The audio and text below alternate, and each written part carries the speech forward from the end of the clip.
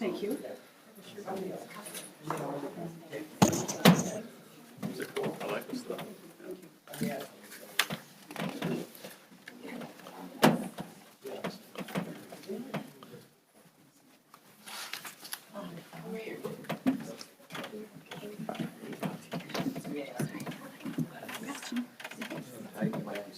Everyone squish down a little bit this way, all the way. Squish on down.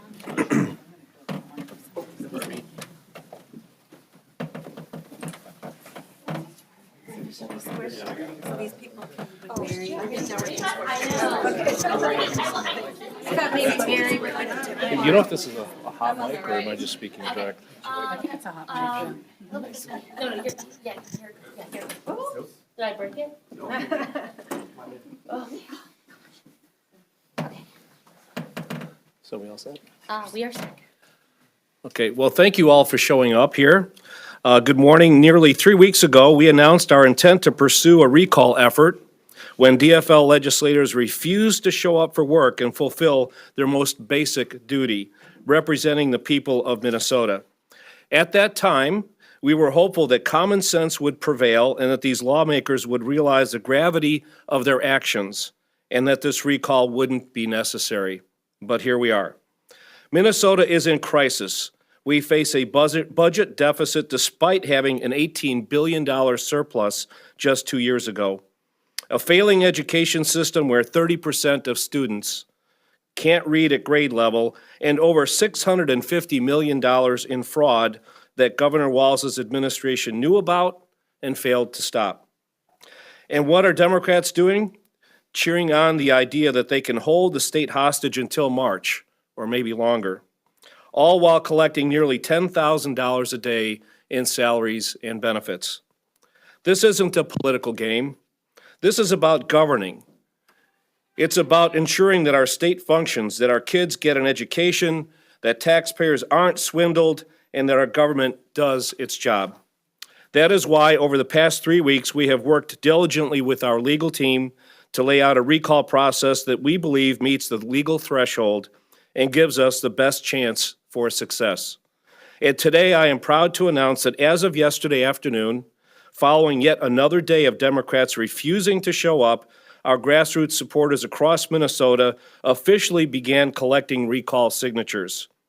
In some districts, including Representative Melissa Hortman's district, we already have surpassed the 25 signatures required to begin this process. But we aren't stopping there. Along with unleashing our thousands of grassroots supporters across the state, we are launching a new website, www.minnesotarecall.com, where everyday Minnesotans can log on and take action. Minnesota Republicans are ready to lead and tackle the serious challenges facing our state, something Democrats have proven they are unwilling to do. While absentee Governor Tim Walz continues to parade on CNN and MSNBC, hoping to stroke his bruised ego, we are here ready to work.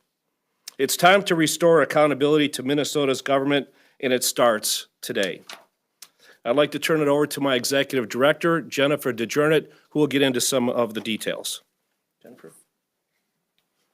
Hello, my name is Jennifer DeJournette, and I, along with a lot of Minnesotans across the state, started this recall process when the Democrats decided they weren't going to show up to work. I've never seen in 24 years of politics the amount of outreach and inspiration of Minnesotans in all walks of life in all four corners of the state who want their legislators to get to work and be represented. We started this process with our legal team, and as of yesterday at 5 p.m., they started to collect signatures. And as of today, we have 33 recall positions out in the field, and by 5 o'clock today, we should have the rest of the remaining 33. We anticipate that we will have a first batch to start to be filed at the Secretary of State's office Monday, February 10th at 3:30 p.m. at the Secretary of State's office, and the media is very much welcome to come and watch us file those first sets of petitions. Then shortly thereafter, the remainder will be filed. The threshold for filing with the Secretary of State is 25 signatures, and I will tell you some of our districts are looking forward to far exceeding that goal. They have prepared for weeks to be able to immediately start to collect those signatures and plan to go to collect them starting yesterday at 5 o'clock. Once we file those first sets of petitions, we will move on to phase 2. You can see the flow chart, and if you'd like us to send it, I will gladly do that for you. And we believe that we will easily, in phase 2, collect the 25%, which is about 5,000 to 6,000 per district. There are plenty of examples. For specifics, I can give you in what that means per district, but I believe that we will easily get that done. We have built the infrastructure in phase 1 to get this done. We are building the infrastructure into phase 2 for the 25%, because at the end of the day, Minnesotans deserve representation in their legislature. They deserve legislators who will go to work, and I am looking forward to Minnesotans speaking loud and clear, telling their legislators to get to work, and their opportunity to do so is minnesotarecall.com, where they can sign up, indicate their intent to sign a petition, and then a member of our field team will go out to them to get their physical signature on one of those forms. Thank you.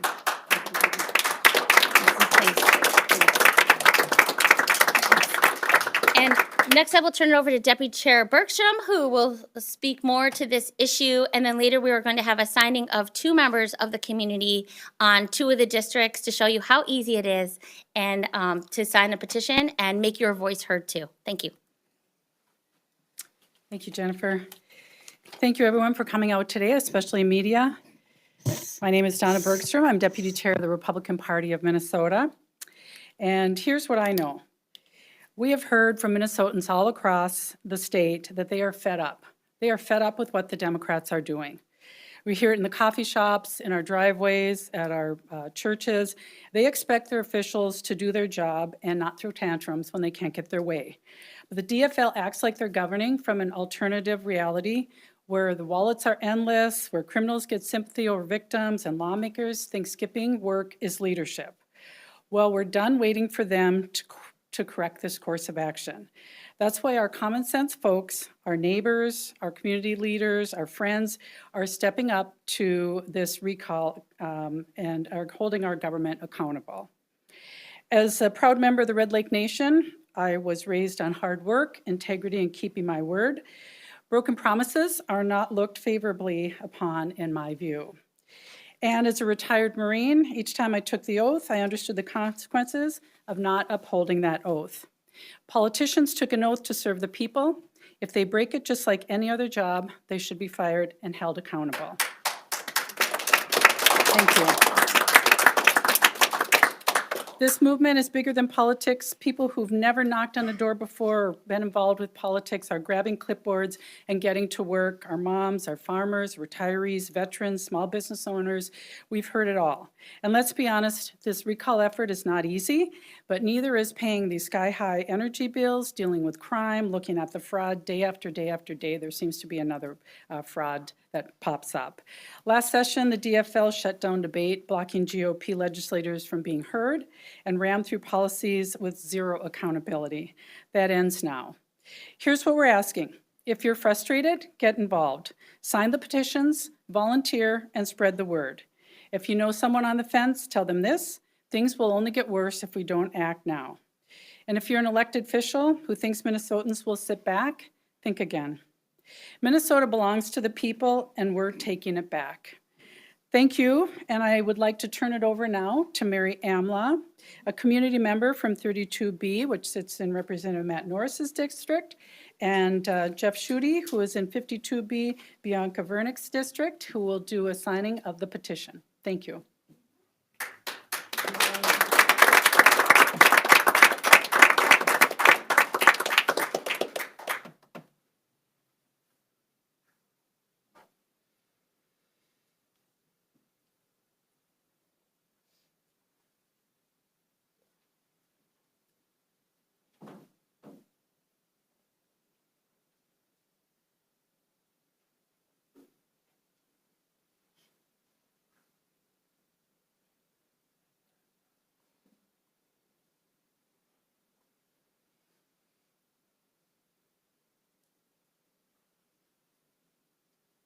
That's it. That's it. Nice and easy. All right.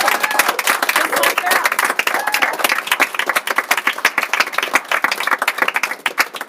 Next, we'll call up Chairman Plekich, who's available to answer any questions for you.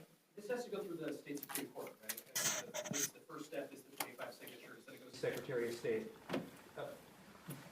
Do you have any confidence that the Supreme Court is gonna let this go forward? Why should people be paying attention to this and beyond just the noise of the politics of it all? Well, I'll start by saying that we are very confident that it'll go through the process. That's why we took as much time as we did to make sure we dotted the i's and crossed the t's. But in terms of the technicals, maybe Jennifer can handle that question. Yes, we believe that it'll get, so first we collect the 25 signatures, we turn in the filing fee of $100, and we hand it over to the Secretary of State, who sends it to the Supreme Court for review. Yes, we believe that we have put a serious petition together with points that with clear violations of Minnesota State Statute 3.05 and the Minnesota Article 4.13, as well as 12. We believe that it will meet that judicial standard, and we are more than happy to have our legal team follow up with you after for additional information and justification. Thank you. Is the allegation the nonfeasance, the no-show that would prompt this, or I mean, is that part of what you had just said in those areas that you're filing these petitions under? Yep, I'll read it, and then, but I have to put on my reading glasses, you know? So, all right. We believe that on January 12th, for example, in Melissa Hortman's district, the residents of the district completed their signatures last night at 10 p.m., and we have them all available. And so that district is completely ready to file, but they're going to do it on filing day. So then on January 12th, the representatives engaged in malfeasance or the intentional commission of an unlawful act or wrongful act by engaging in an unlawful swearing in by failing to present the officiant with documentation sufficient to demonstrate a prima facie evidence of the right of membership to the Minnesota House of Representatives. That's Minnesota State Statute 3.02. The representatives have engaged in nonfeasance by failing to attend a single session of the House of Representatives beginning on January 14th and then January 27th through the 31st. Representatives failed to be present at the convening of session of the House of Representatives. The Constitution requires a quorum of legislators to transact business, which through their failure to fulfill their duty to attend the session of House has caused the House of Representatives unable to transact business. The representatives' actions constitute nonfeasance by their failing to be present in the session of the House and not having the consent of the other House to not be assembled for more than 3 days. Minnesota Constitution Article 4.12. And then that from January 14th onward, the representatives engaged in nonfeasance by failing to perform their constitution and inherent duty to represent their constituents by not attending the organizing session and all subsequent sessions thereafter of the Minnesota House. The representatives failed to perform their basic duty of their office by being unavailable to create quorum and not being able to engage in the legislative process on behalf of the residents of their district. Thank you. Will you drop the petitions if they come back, or would it be your intention to move forward either way? We're going to defer that question to our legal team. Thank you. Are they here? No, but we will have them follow up with you after. This is a very complicated legal process that we're taking seriously, and we'd rather those questions be handled by our attorneys who have thoroughly researched this issue. Thank you. Question back. Sir, a normal person would have been dismissed from employment after not showing up for 3 weeks. What makes the DFL of Minnesota believe that they're apparently above the law?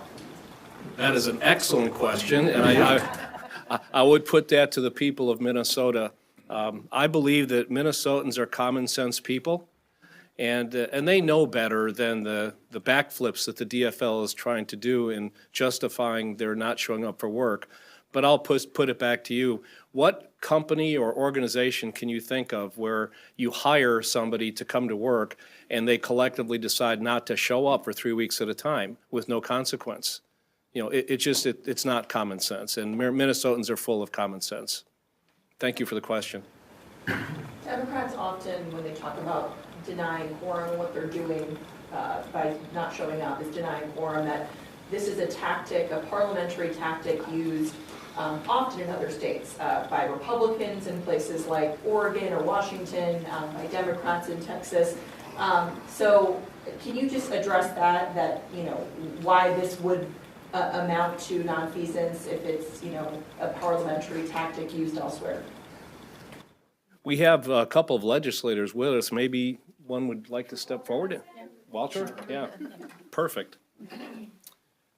Representative Walter Hudson from District 30A in northeastern Wright County. So, first of all, I'll take you to the decision that a candidate makes to put their name in the hat to run for office. House Republicans who ran in 2022 made that decision with no knowledge that they were going to end up serving under a Democrat trifecta. It wasn't the circumstances that we would have desired, but when those circumstances manifest, we showed up to work. This is not a conditional offer job where you get to decide that I'm only going to serve under the circumstances and in the environment that I would prefer to serve under. The fact of the matter is, the Curtis Johnson seat was invalidated because he didn't live in the district. That lost them the tie. We are in the majority. They refused to serve in the minority. To call the denial of quorum a parliamentary tactic when it's ongoing for 3 weeks, and it has had the effect after the recent Supreme Court ruling of wiping out all of the work, all of the slack that we House Republicans were picking up in their absence to actually do the work for which we are elected, that goes beyond a parliamentary tactic. It is nonfeasance. It is refusing to do your job.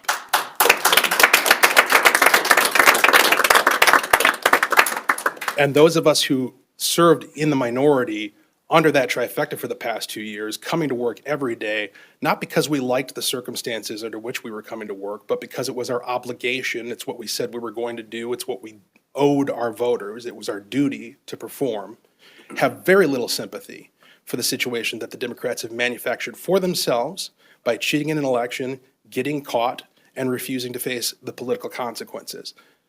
The session starts when statute says it starts. You are to be here. That is state law. This is far beyond, you wanted to, earlier, one of the questions evoked the idea of this being political noise. No, this is real people's lives. We had a member in our caucus lose a close family member the morning of Tuesday, January 14th. That member was in their seat, being sworn in and getting to work for his constituents at noon, same day. I have no sympathy for these Democrats. In terms of signature gathering, you guys can target some districts more than others, such as swing districts or... Well, at this point, we're not targeting any particular district other than the ones that are having a representative not show up. So no, we're blanketing the entire state. And what's been really strong to see is that not only individuals who live in the impacted districts where they're not being represented by anybody right now, in the 66 districts, those people have no representation. In the other districts outside of that who have a representative coming to work, those districts are partnering with the districts with no representation and saying, we will help you make sure you get out that message to your members of your community, door to door, neighbor to neighbor, and we'll help you organize to make sure that you can stand up for your fellow community members to make sure that you get a voice. So it's not just, it's just not in the 66 districts, but it is mobilized and it is organized the entire state to participate and work together so that everybody gets a voice, whether you live in a Democrat-held seat or in a Republican seat. Thank you. Has the state already been talking with House leadership about the negotiations? Are you a part of that at all, consulting, or is that all them? Well, I may defer this also to one of our legislators, but I'll say the party really hasn't been part of that. We are aware of it going on, but that really is a negotiation between the two bodies. Did you have anything else you want to add to that? Sure, I haven't been personally privy to or part of those negotiation discussions. What I will say is I'm not sure what there is to negotiate. Again, you applied for a job, you got it, you're supposed to show up. You don't get to offer terms and conditions under which you're going to do that for which you volunteered to do and were elected to do. We haven't really heard from just the rest of the body. Would you vote to seat Tabke if it was up before you on the legislature right now? There's a process that we're supposed to go through. So when there's an election contest, it's first heard in the courts. The courts issue their advisory opinion. It's ultimately supposed to be decided by the House.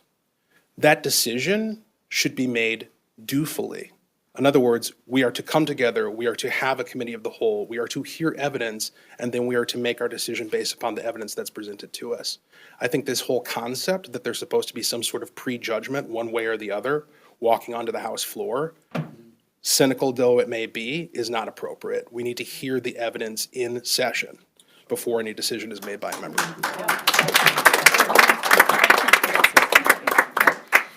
Representative Pam Altendorf too.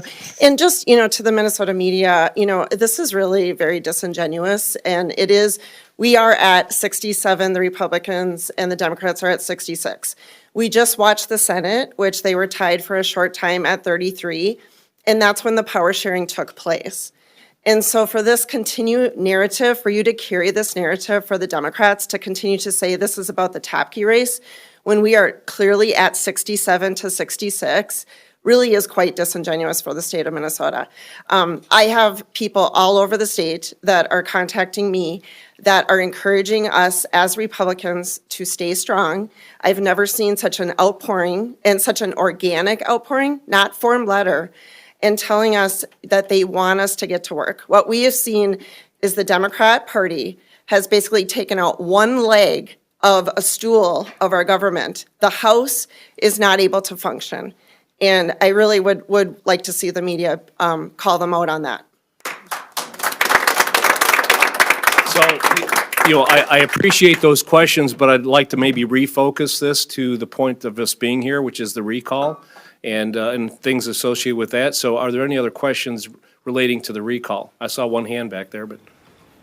With the Democrats saying that being in district is their reasoning for not showing up for work, is that an appropriate thing for the news media in our communities to be covering so incessantly that they're going around towns for photo opportunities and they seem to be coordinated by the DFL? Sorry to.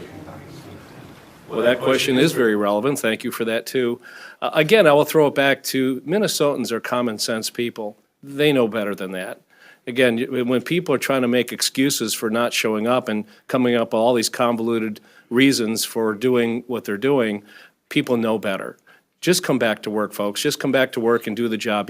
We've got a state that's got some major issues that need to be addressed by our legislature.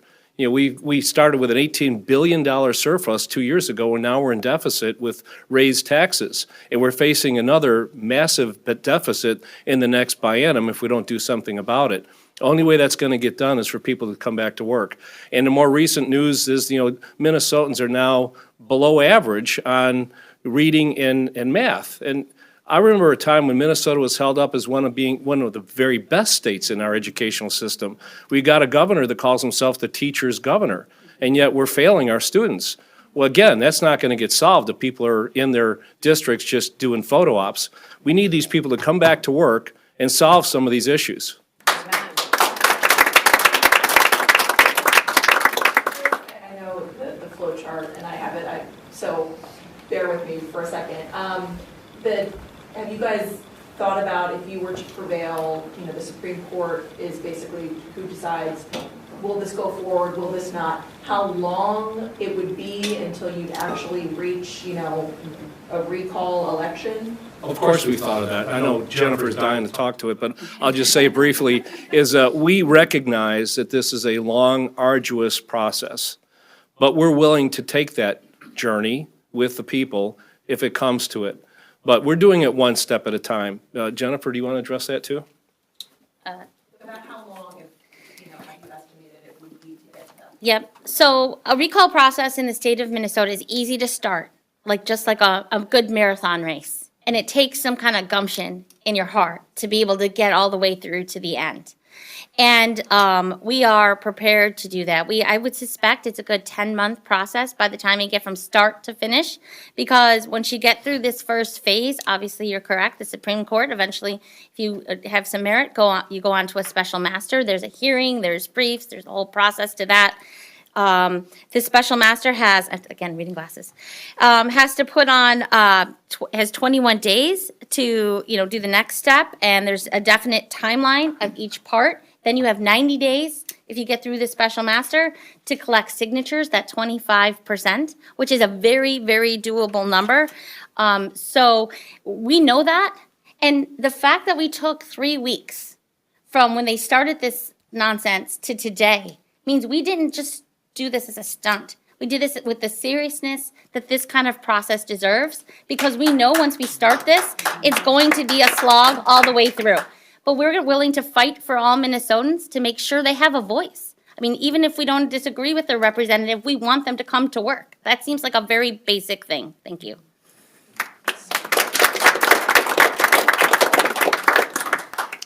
Any other last questions? I'll just finish by saying that I'm appealing to those representatives who are not coming to work. I want you to talk to your constituents, think about what you're doing, consider what you're not doing, and just do the right thing. People know what the right thing is, and that right thing is get back to work. Thank you all for showing up.